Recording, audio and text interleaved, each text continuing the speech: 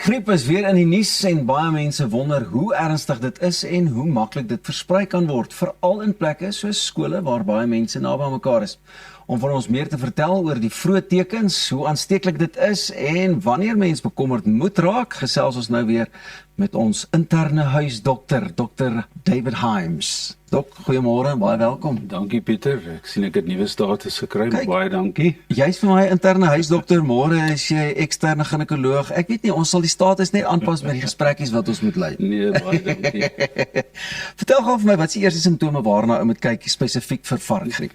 Wel, ek dink dis die moeilike deel want dit kan baie soortgelyk wees aan baie ander siektes ook. Veral, jy weet, COVID kan so presenteer, maar die algemene simptome is maar, jy weet, lyfseer, koors, koue koors, moegheid, hoes, keelseer en dan obviously kongestie of 'n bietjie stiewing in jou neus. Jy weet, maar soos wat jy kan hoor, is 'n baie non-spesifieke simptoom en dit kan baie ander goed naboots.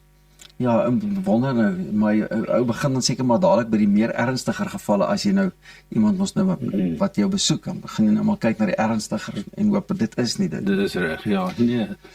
Baie mense wonder natuurlik ook hoe vinnig dit versprei en jy weet hoe aansteeklik hierdie virus is. Onthou, dit was die sogenaamde swine flu was die een wat die pandemie veroorsaak in 2009. So as 'n nuwe griepvirus, jy weet, tevore kom, is dit maar baie meer aansteeklik en dis hoekom, jy weet, dit 'n wêreldwye probleem was daai tyd. So oor die jare, jy weet, kry ons nog steeds die sogenaamde swine flu of influenza A as hy eintlik beter bekend is. En dit is maar aansteeklik, jy weet, obviously met druppelbesmetting en goed, jy weet, so as ou neus hoes praat selfs, en dit is maar, jy weet, waarskynlik nie meer aansteeklik as selfs jou COVID virus, maar jy weet, enigiets wat te doen het met druppelbesmetting sal jy definitief 'n risiko hê. Is dit veral hoekom dit maar in skole redelik vinnig versprei, want ek meen die ouens is maar naby.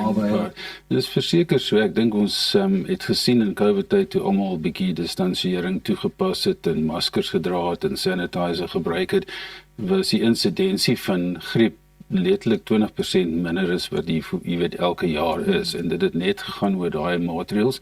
En dis ongelukkig so, as jy weet, in die skole is die kinders baie naby aan mekaar, daar word nie regtig, jy weet, gesê hoe's in jou mou soort van ding, of jy weet, en jy weet, was jou hande gereeld en sulke goed, en dit is ongelukkig 'n plek waar die meeste dan kan uitbroei.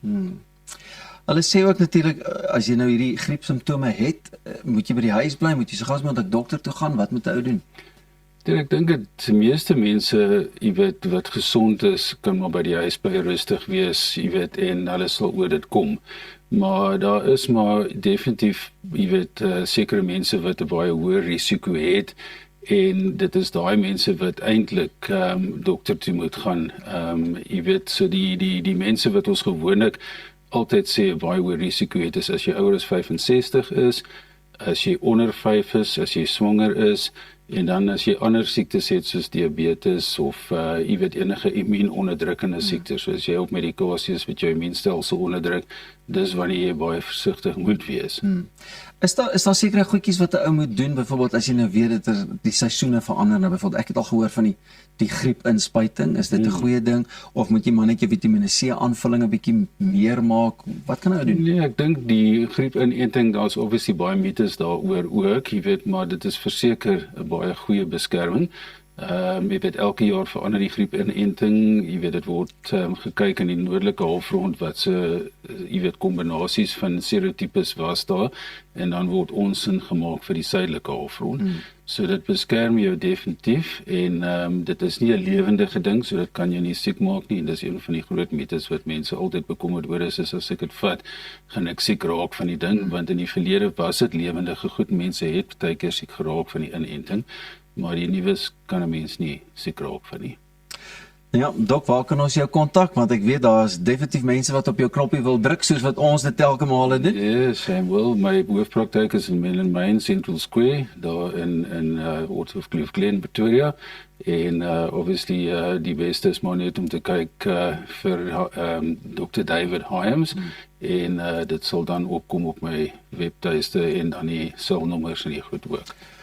Dr. Hyams, baie dankie. Arnold staan gereed om te gesels met 'n baie goeie, vername Suid-Afrikaanse golfspeler wat jy nie wil mis nie. Ons kyk net hierna verder.